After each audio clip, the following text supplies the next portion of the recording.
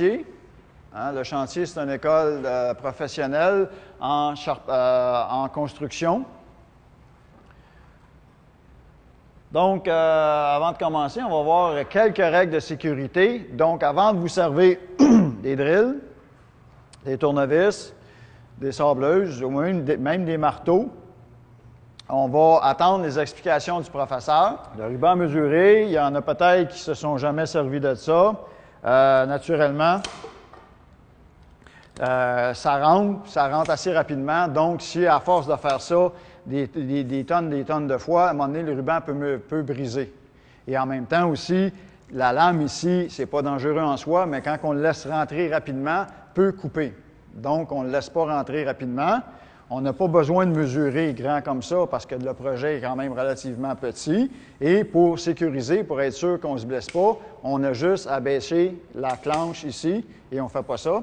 On baisse la clenche et après ça, quand on fait juste enlever et on laisse le ruban rentrer. Donc, vous avez tout le projet sur vos tables.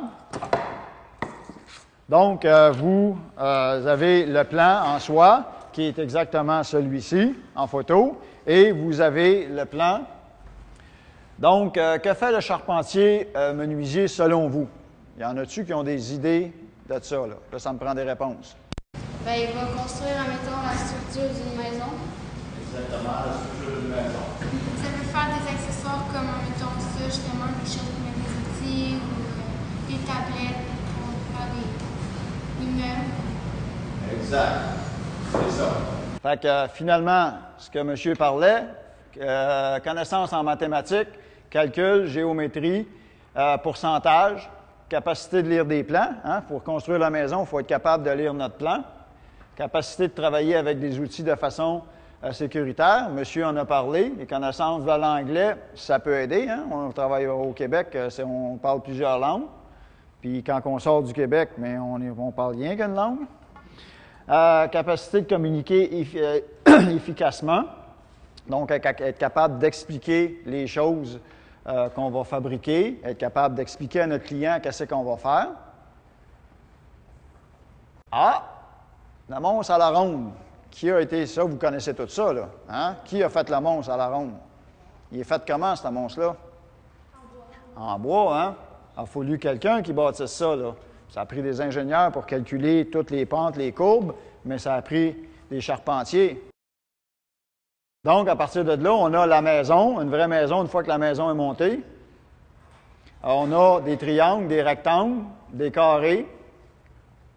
Donc, à partir de là, on voit que la géométrie, on a encore des triangles, on voit que la géométrie est importante dans la charpenterie. Donc, après ça, le calcul de l'air, bien, il faut être capable de compter l'isolation, quand on est capable de mettre, compter le contreplaqué, et ainsi de suite. Messieurs, pouvez-vous passer des feuilles aux tables, s'il vous plaît? On va faire un petit exercice. Donc, aussi, on pourrait calculer que c'est un plancher. J'ai combien dans l'air? Donc, 96. Par contre, à partir de là, on n'en fera pas beaucoup, mais j'ai un trou d'escalier qui mesure 3 mètres par 2 mètres. Combien maintenant j'ai de superficie de plancher? J'ai d'air.